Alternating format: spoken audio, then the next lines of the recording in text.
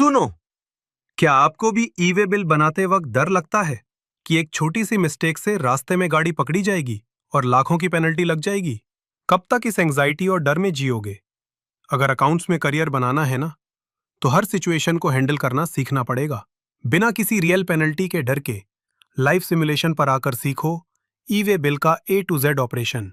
आज हम सीखेंगे ई वे बिल जनरेशन, बिल्कुल आसान भाषा में। एक ऑनलाइन डॉक्यूमेंट है जो जीएसटी के अंडर जनरेट किया जाता है जब गुड्स को एक जगह से दूसरी जगह ट्रांसपोर्ट किया जाता है। इसमें सप्लायर, बायर, गुड्स और ट्रांसपोर्टर की डिटेल्स होती हैं।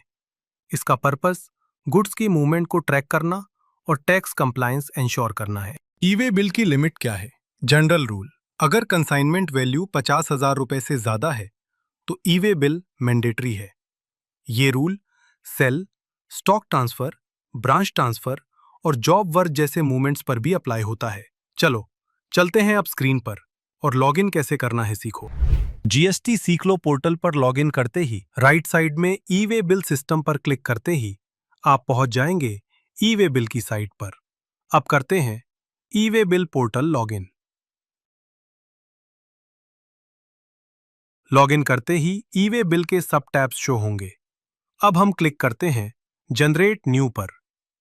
यहाँ सबसे ऊपर आपको दो ऑप्शंस दिखेंगे, आउटवर्ड और इनवर्ड। यहाँ फ्रेशर्स अक्सर कंफ्यूज होते हैं, पर आप नहीं होंगे। आउटवर्ड, जब आप अपने वेयरहाउस या शॉप से सामान बाहर भेज रहे हो, चाहे वो सेल्स हो, एक्सपोर्ट हो या जॉब वर्क के लिए सामान भेजना हो, तो सिलेक्ट करो आउटवर्ड। यहाँ बिल फ्रॉम में आपका GSTIN ऑटोफिल रहेगा और बिल टू में आपको सामने वाले कस्टमर का GSTIN डालना होगा। इनवर्ड, जब आपके पास सामान आ रहा हो, चाहे आपने परचेज किया हो या कोई अनरजिस्टर्ड पर्सन आपको सामान भेज रहा हो जिसका ई वे बिल आपको बनाना पड़ रहा है, तो सिलेक्ट करो इनवर्ड। जैसे ही इनवर्ड सेलेक्ट करोगे तो बिल टू में आपका GSTIN ऑटोफिल हो जाएगा और बिल फ्रॉम में आपको उस सप्लायर का GSTIN डालना होगा जहां से सामान आ रहा है। इनवर्ड स्लैश आउटवर्ड सेलेक्ट करने के बाद आपको चूज करना पड़ेगा अपना सब टाइप कि ये इनवॉइस किससे रिलेटेड है, एक्सपोर्ट से, जॉब वर्क से, एग्जीबिशन से या अदर्स। इसे सिलेक्ट करते ही आपको आइटम्स डिटेल्स मेंशन करनी होगी, जैसे कि invoice number, date, product details और HSN कोड फिल करिए और नीश ट्रांसपोर्टर डिटेल्स मेंशन करनी होगी, like transporter ID and name.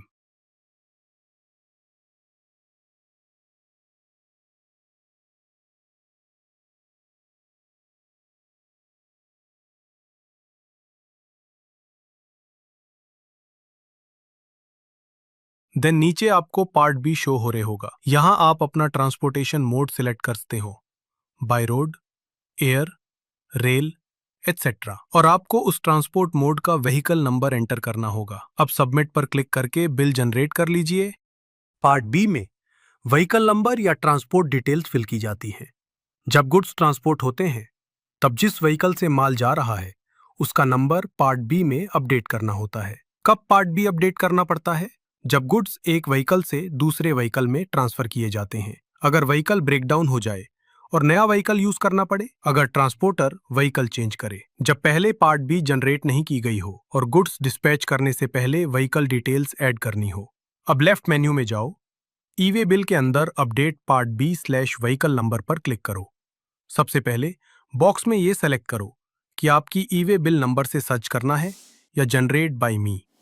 अब अगर आपने ई वे बिल पर सेलेक्ट किया है तो अपना 12 डिजिट का ई वे बिल नंबर एंटर कीजिए और अगर जनरेट बाय मी सेलेक्ट किया है तो डेट इंसर्ट कीजिए और गो पर क्लिक कीजिए।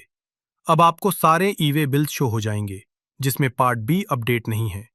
अब किसी भी एक ई वे बिल को सेलेक्ट करें, आपका बिल स्क्रीन पर खुल जाएगा।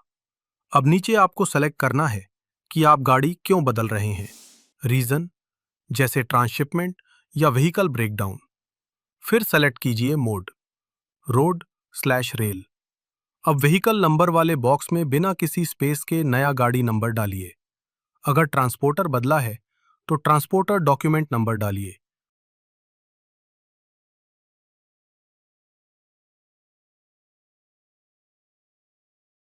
और नीचे सबमिट पर क्लिक कर डालिए।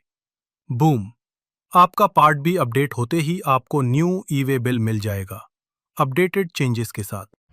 क्लाइंट ने ऑर्डर कैंसिल कर दिया या बिल में कोई बड़ी गलती हो गई तो याद रखना, ई वे बिल जनरेट होने के 24 घंटे के अंदर ही कैंसिल हो सकता है। 24 घंटे के बाद ये लॉक हो जाता है।